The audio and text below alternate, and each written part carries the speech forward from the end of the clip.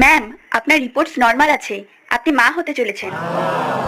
এটা শুনতেই বউটি খুব খুশি হয়ে যায়। সে তাড়াতাড়ি করে তার বরকে ফোন করে আর বলে, ডক্টরের ফোন এসেছিল, তুমি বাবা হতে চলেছো।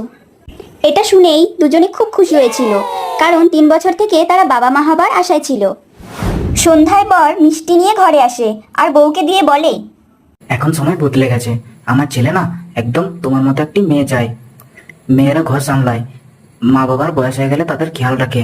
ওই যে কোথায় আছে না, ছেলে ততদিন ছেলে থাকে যতদিন সে বউ না পেয়ে যায়, কিন্তু মেয়েরা সারা জীবন মেয়েই থেকে যায়। এইসব শুনে বউ বলে, আমাদের এটা ভাবার প্রয়োজন নেই যে আমাদের ছেলে কোনো দিন আমাদের বৃদ্ধাশ্রম পাঠিয়ে দেবে।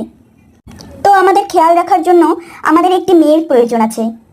প্রথমে লোক মেয়েদের নামে খারাপ কথা ছড়াতো, এখন আমরা ছেলেদের জন্য এমন করছি। তাই ভগবান আমাদের যা দেবে আমরা খুশিতে সেটাকেই মেনে নেব। ম্যাম,